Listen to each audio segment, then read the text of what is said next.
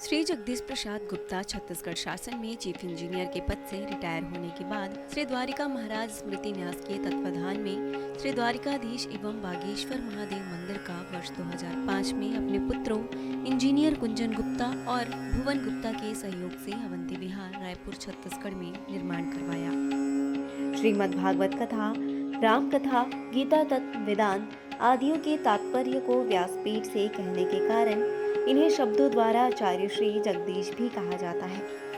अपना संपूर्ण जीवन परमात्मा की सेवा में दे दिया। आपने परमात्मा भगवान श्री द्वारिकाधीश के दिव्य गुणों और कर्मों को लेकर अभी तक 15 ग्रंथों की रचना की है। इन सभी ग्रंथों को भारतवर्ष के जगत गुरु और महापुरुष संतों के द्वारा आशीर्वाद प्राप्त हुआ है।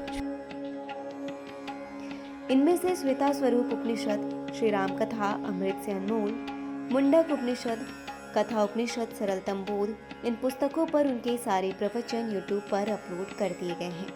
किताबों का नाम डालकर लिंक ओपन करके आप उसका आनंद उठा सकते हैं।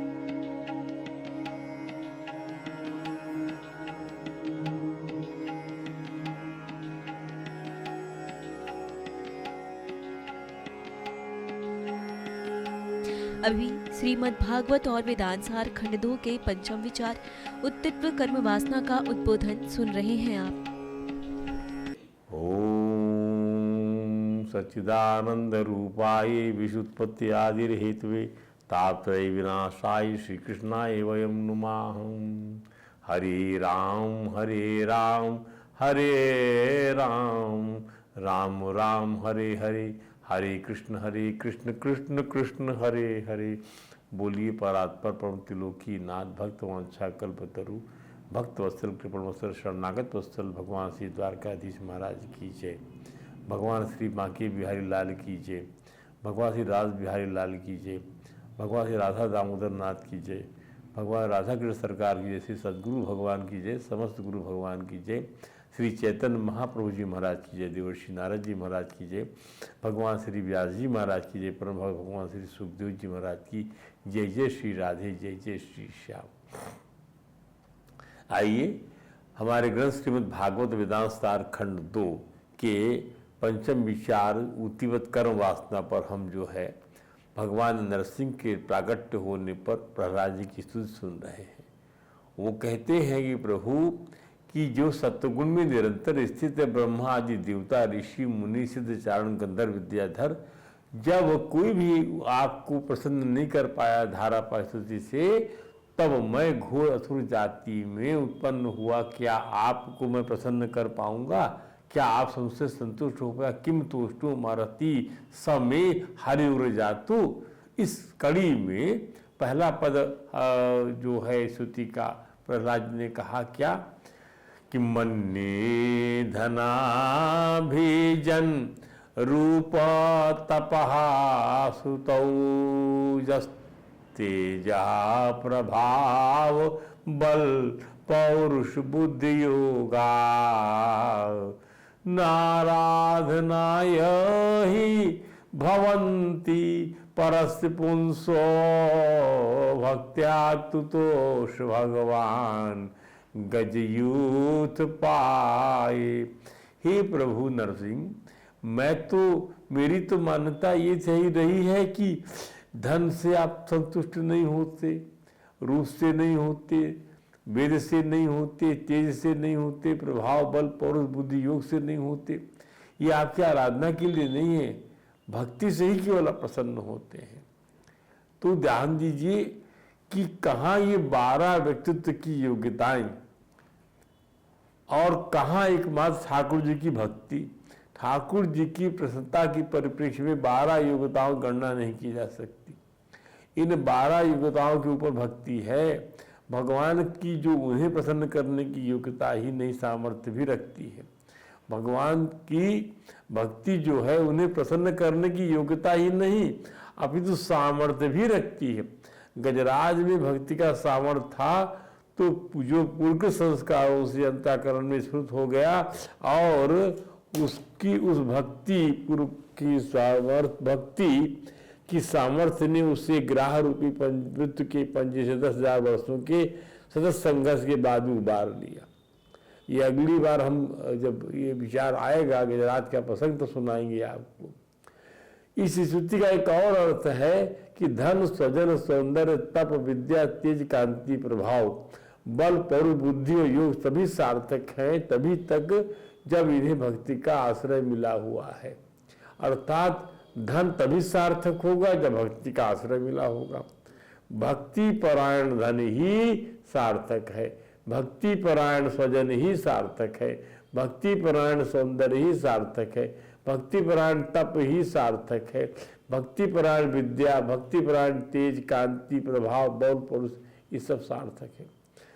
यदि क्योंकि भक्ति, भक्त, भगवंत, गुरु चार नाम बपुए, चाहे भक्ति परायण हो, चाहे भक्त परायण हो, चाहे भगवंत परायण हो, चाहे गुरु परायण हो। ये भक्ति के आश्रयभूत नहीं है। यदि ये लोग इन चारों के आश्रयभूत नहीं है तो परमात्मा प्रसन्न करने की इनमें सामर्थ्य ही हो ही नहीं सकती। अब प्रहलाद जी ने पूरे 50 पदों में ठाकुर जी की आराधना की है।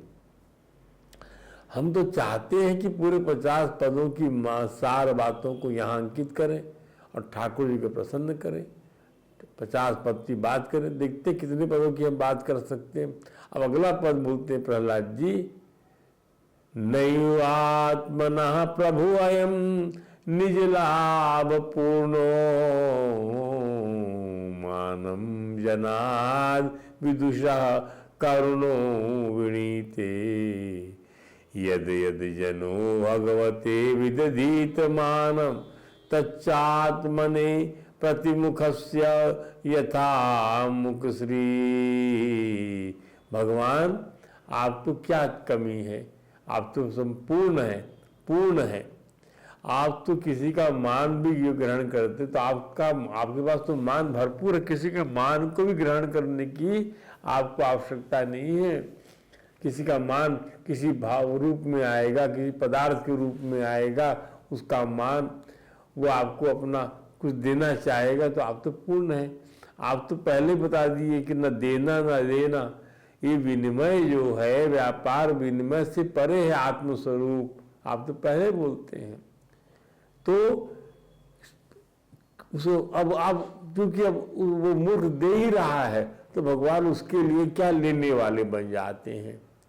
भाई दे रहा है तो मैं लेने वाला बन जाता हूँ, और लेके क्या करता हूँ, क्योंकि मैं ना लेना है ना देना है, इसमें दोनों में नहीं हूँ, तो मैं उसको वापस कर देता हूँ। उसका ही जो मान है, उसका ही जो सम्मान है, उसकी जो वस्तु है, उसका जो आना चाराना है, उसका पुष्प हार है, उसका सामान है, उस सब मैं उसको वापस करता हूँ। ठीक उसी प्रकार से जैसे कोई अपने चेहरे को रंगता है, सुंदर लगता है, तो शीशे में वही सुंदर दिखाई पड़ता है।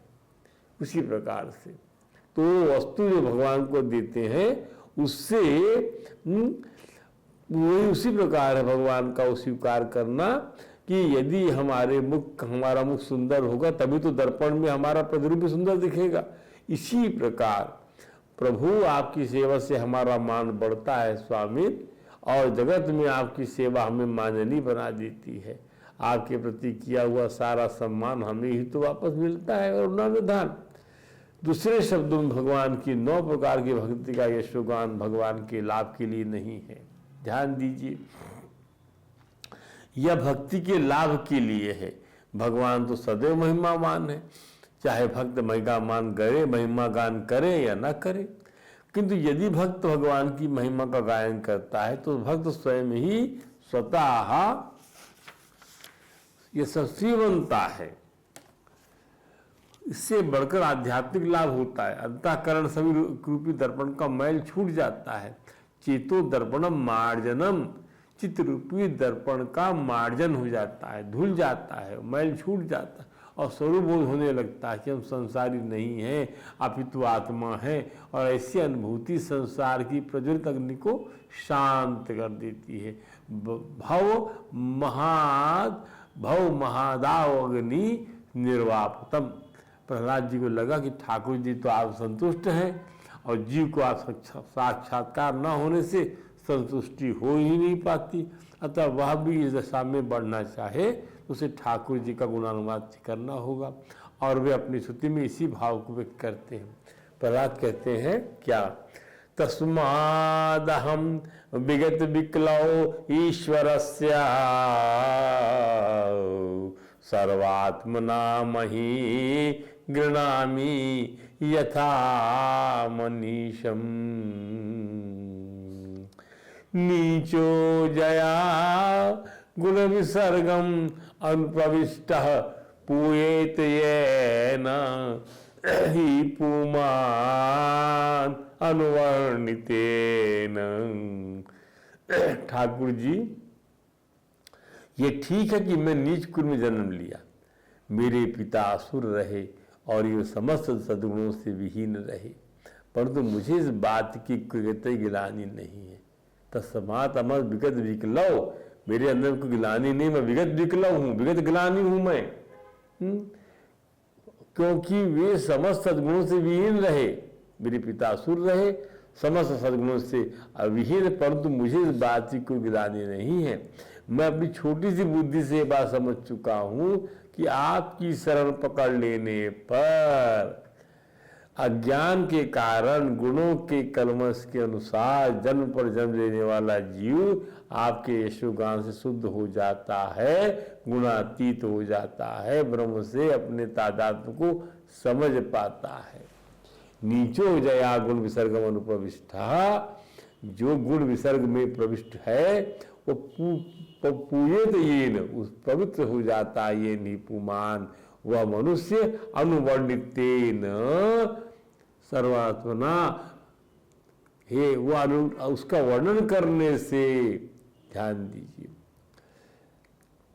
दूसरे शब्दों में, जब प्रभु की भक्ति एकमात्र योग्यता निरूपित की जा चुकी है कि भगवान की भक्ति ही योग्यता, यही एलिजिबिलिटी है, तो जीव को किसी बात की गिलानी नहीं होनी चाहिए कि वह बुद्धिमान है कि नहीं है, अच्छे खानदान में जन्म लिया है कि नहीं है, पुण्यात्मा है कि नहीं है, विद्या संपन्न है कि नहीं है, तेजस्वी है कि नहीं है, बलवान है कि नहीं है, योग सिद्धि की जानकारी है कि नहीं, उसे तो बस ठाकुर जी का यशोगान अंतःकरण की समस्त वृत्तियों से निरंतर करते रहना चाहिए, क्योंकि उसके यशोगान में ही, भगवान के गायन करने में ही समस्त सामर्थ्य सन्निहित है कि जो मूकों को वाचार बना देती है और पंगु को पहाड़ लागने की सामर्थ्य प्रदान कर देती है। फिर कहते प्रहलाद जी क्या, सर्वे हमी विधि करास्तौ सप्तधाम्ने ब्रह्मादयो वयमिवेशा न चोदिजन्तम् क्षेमाय भूतये उताद सुखाय चास्य विक्रीडितम भगवतो रुचिरावतारै। हे प्रभु, आप इस दिव्य जगत के स्वामी हैं, ब्रह्मा आदि सभी लोकपाल देवता आपके आदेश का पालन करने वाले सेवक मात्र विधिकर आस्तव सत्वधाम ने सर्वे हम सभी ब्रह्मा आदि सभी हम, पर वे लोग हमारे से द्वेष नहीं करते आपसे। असुरों के समान देवता लोग द्वेष नहीं करते। इस धरा पर आप बड़े बड़े सुंदर अवतार ग्रहण करके जगत की कल्याण एवं अभ्युदय के लिए तथा आत्मानंद की प्राप्ति कराने के लिए अनेकों प्रकार की लीलाएं करते हैं। विक्रीतम भगवतो रुचिरावतारै है, नाना प्रकार के आनंददायक अवतार आपके द्वारा लेकर उत आत्म सुख के लिए और जीव के कल्याण के लिए अनेक लीलाएं करते हैं। तो इसका अर्थ क्या है, प्रहलाद जी भगवान से कहते हैं, प्रभु असुर लोग आपसे द्वेष करते हैं जबकि देवता आपकी सेवा करते हैं, अतः असुरों को उनके इस मूल भाव की उपेक्षा को क्षमा कर दीजिए ना, क्योंकि भगवान तो सत्वगुण के आश्रय दाता हैं। इस भयानक रूप में भी भगवान ऋषि का प्राकट्य स्वांतः सुख के लिए लीला है।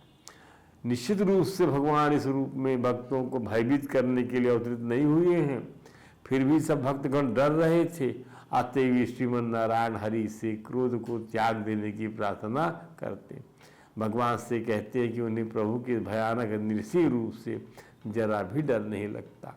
उन्हें डर लगता है तो इस संसार में जन्म लेकर मरना और मरकर फिर जन्म लेने में जो असाध्य दुख असाध्य और दुसाध्य चक्र में पिसने से। भाई बार बार जन्म लिया, बार बार मरा, तो तो जीव पिस रहा है असाध्य दुख में, असाध्य चक्र में, असाध्य दुसाध्य चक्र में पिस रहा है। गर्भवास में आ रहा है, गर्भवास में जा रहा है। तो उस प्रभु से प्रहलाद जी प्रार्थना करते कि वे प्रसन्न होकर अपनी शरण में कब बुलाएंगे। भगवान की शरण मिल जाने पर अपवर्ग की प्राप्ति हो जाती है, माने मोक्ष की। अपवर्ग माने मोक्ष, अर्थात जो पवर्ग में नहीं है वह है अपवर्ग। पवर्ग में क्या है? पा फा बा भा मा। पा वर्ग में पाप है, पा से पाप, फा माने फल है, पा फा बा से बंधन है, भा से भय है, पा फा बा भा मा से मृत्यु है। पा फा बा भा मा, और यही है पवर्ग। और भगवान के चरणों में प्रीति प्राप्ति हो जाने पर पाप का डर नहीं, कर्म फल का डर नहीं, बंधन का डर नहीं, और मरण का डर नहीं, और मृत्यु क्योंकि व्याभा पद है। प्रहलाद जी प्रभु से निवेदन करते कहते हैं क्या? यस्मात् प्रिया प्रिया वियोग संयोग जन्म शोकाग्ना सकल योनिषु दह्यमानम् दुःखौषधं तदपि दुःखम् आतध्याहं भूमन् भ्रमामि वदते मे तव दास योगम। संसार में जन्मने और मरने के इस असाध्य दुखद चक्र में मुझे मिलाकर सभी जीवों को जो जो योनि मिलती है उसमें क्या होता है नाथ, उसमें से सभी को प्रिय वस्तु अपने लोगों का वियोग सहना पड़ता है, अपनी वस्तु और द्वेष करने वाले लोगों से मिलना पड़ता है। हे ठाकुर जी, इस वियोग और संयोग दोनों का फल है शोक की दारुण पीड़ा जो हर जीव हर योनि में सहता चला आ रहा है। मैं भी इसका अपवाद नहीं हूँ, अर्थात मैं भी वही शोक की आग झुलस रहा हूँ। इस शोक की दवा क्या है? मुझे मिलाकर सभी जीव इसे समझने में असमर्थ है, क्योंकि किसी को भी स्वरूप बोध नहीं हो पाता। सभी शरीर से पृथक आत्मा का साक्षात्कार कर नहीं पाते। सभी को बुद्धि में नश्वर वस्तु को शाश्वत समझने का भ्रम गहरे तक बैठा हुआ है। नश्वर वस्तु को हमेशा रहेगी वस्तु, ऐसा भ्रम बैठा हुआ। ये मेरा घर हमेशा रहेगा, मैं हमेशा रहूँगा, मेरा शरीर हमेशा रहेगा, ये रिश्तेदारी हमेशा रहेगी, ऐसा गहरा भ्रम बैठा हुआ है। इस ज्ञान को आपका ज्ञान और आपकी भक्ति उखाड़ सकती है। आपकी सेवा भक्ति का योग मुझे मिल सके, ऐसी कृपा कर दो ठाकुर जी। ऐसा होने से ही मैं इस संसार की कठिनाइयों को पार कर जाऊंगा, क्योंकि आपके चरण युगलों में रहने वाले पवित्र परमहंस महात्माओं का संग मुझे मिलता ही रहेगा। प्रहलाद जी कहते हैं कि बालस्य नेह शरणम पितरौ नृसिंह, बालस्य नेह शरणम पितरौ निसंग नार्तस्य जागदमुदमन्ति मज्जतौ नौ तप्तस्य तत्प्रतिविधिर्या हियाजसेष्ट तावद् विहोतनभृतां तदुपेक्षितानाम्। हे भगवान नृसिंह, आप जिनकी अपेक्षा करते हो उनके दुखों को दूर करने की सामर्थ्य किसी में नहीं है। लगता है कि वे दुखों का कोई समाधान निकाल पाते हैं, परंतु देहात बुद्धि कारण उनका समाधान कल्याण नहीं कर पाता, अभी तो अनर्थ ही करता है। हे प्रभु, जगत के दुखों को रोकने के लिए जो उपाय माना जाता है वह आपकी उपेक्षा करने पर एक क्षण के लिए ही होता है। यहाँ तक कि माँ और बाप भी रक्षा नहीं कर सकते, औषधि रोग मिटा नहीं सकती, और समुद्र में डूबते हुए नौका नहीं बचा सकती। यानी आप जिनकी उपेक्षा करते हो उनके दुखों को दूर करने सामर्थ्य किसी में नहीं है। लगता है कि वे दुखों का कोई समाधान निकाल पाते हैं, परंतु देहात बुद्धि कारण उनका समाधान कल्याण नहीं कर पाता। माँ बाप भी रक्षा नहीं कर पाते, समुद्र नाव भी जो है इस पार नहीं पहुंचा पाती यदि आप रक्षा न करें, असाध्य रोग भी नहीं मिट पाता है। दूसरे शब्दों में जब तक कोई भगवान कृपा द्वारा रहित रक्षित न हो तब तक कोई भी उपाय सफल नहीं हो सकता। फलस्वरूप मनुष्य को भगवत कृपा पर पूरी तरह निर्भर रहना चाहिए। यद्यपि नैमित्तिक कर्म के रूप में अन्य उपचार विधियों को स्वीकार किया जा सकता है, किंतु जो भगवान द्वारा उपेक्षित है उसकी रक्षा कोई नहीं कर सकता। अर्थात हम भगवत कृपा के बिना कभी सुखी नहीं बन सकते। तद उपेक्षिता आसाम, यदि हम ठाकुर जी को प्रसन्न करते रहे, उन्हें खुश नहीं किए, तो ना हम भौतिक जगत में, ना स्वर्गलोक में, ना ही अधोलोक में कभी भी सुखी बन सकते। प्रहलाद महाराज भगवान नृसिंह की स्तुति को व्यापक बनाते हुए निवेदन करते हैं कि सारे कर्म चाहे वे जैसे भी हों, परमेश्वर के विभिन्न स्वरूपों के अधिक कुछ नहीं है।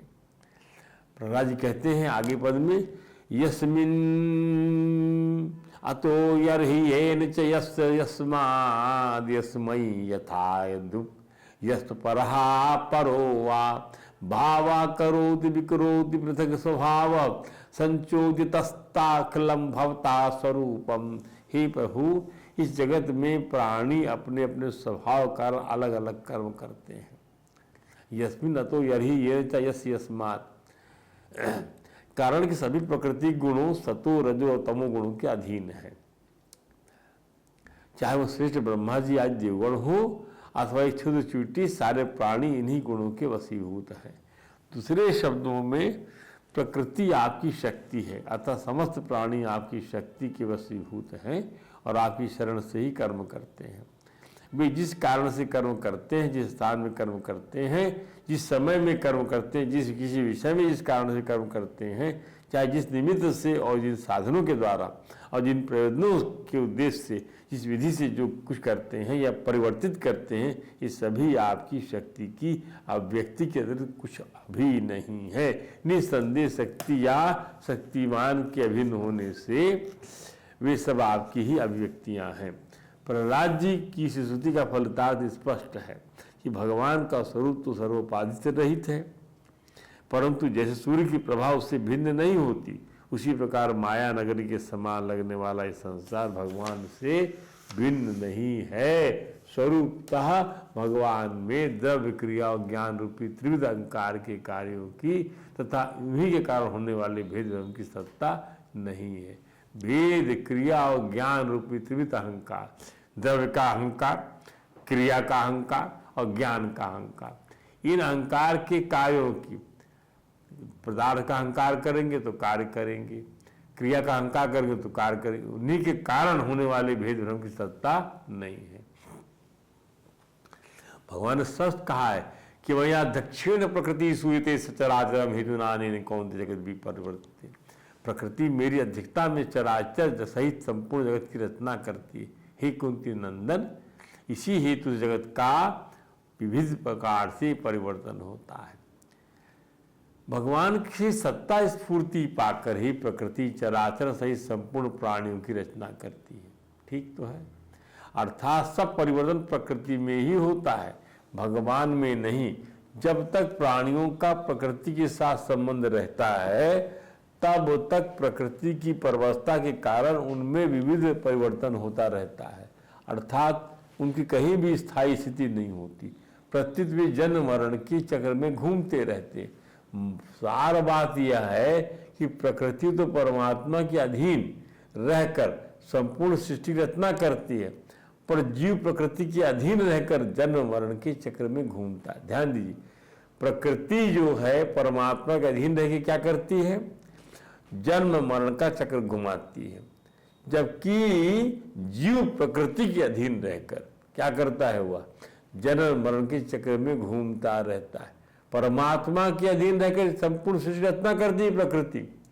When the प्रकृति अंडर परमात्मा, it will construct the whole जगत। When the जीव अंडर दी प्रकृति, it will क्या करेगा? ये जन्म मरण चक्र घूमता रहेगा, क्योंकि ये प्रकृति के अधीन हो गया। ध्यान दीजिए, और प्रकृति के अधीन इसलिए भी हो जाता है जीव कि उसके आकर्षण को रोक नहीं सकता। केवल परमात्मा का बल ही उसको प्रकृति को अभिभूत करने के लिए आवश्यक होता है। इसको समझ लीजिए, महता परम अव्यक्तम, महता परम अव्यक्तम, इससे जीवात्मा से श्रेष्ठ है प्रकृति, बलवान है, इसलिए इसके अधीन हो रहेगा वह, तो जन्म चक्र घुमाते रहेगी इसको। और अव्यक्तात् पुरुषः परम, वो परमात्मा प्रकृति से श्रेष्ठ है, उसके अधीन प्रकृति यदि तो वो सृष्टि बनाएगी, इसलिए सर्वोपरि परमात्मा है। ध्यान दीजिए, इस बात समझ लीजिए। प्रहलाद जी भगवान महाराज नरसिंह की स्तुति कि अगले पद में मना प्रधान लिंग शरीर की बात करते हैं। मन सदैव योजना बनाता है कि किस तरह भौतिक जगत में रहा जाए और जीवन संघर्ष चले। वह सूक्ष्म शरीर का मुख्य अंग है। कौन? मन। ऐसे शरीर, जैसे ये स्थूल शरीर है और मन क्या है, दिखाई नहीं पड़ता, पर इंद्रिय है, तो वो सूक्ष्म शरीर का अंग है। ऐसे शरीर में मन, बुद्धि तथा मिथ्या अहंकार रहते हैं और ये सूक्ष्म शरीर का लिंग शरीर या लिंग शरीर, इन तीनों कारण जीवात्मा को बार बार स्थूल शरीर रूपी योनियां कर्म अथवा भोग के लिए दान करता है, भोग के लिए प्रदान करता है। और जीवात्मा का संसार चक्र निरंतर चलता रहता है। इसके निराकरण हेतु हमारे सामने वेदांत के माध्यम से स्वरूप ज्ञान कराने के लिए ठाकुर जी की अपौरुषेय वाणी है। चैतन्य महाप्रभु कहते हैं, ब्रह्मांड भ्रमिते कोर भाग्यवान जीव, गुरु कृष्ण प्रसादे पाए भक्ति लता बीज। ध्यान दीजिए।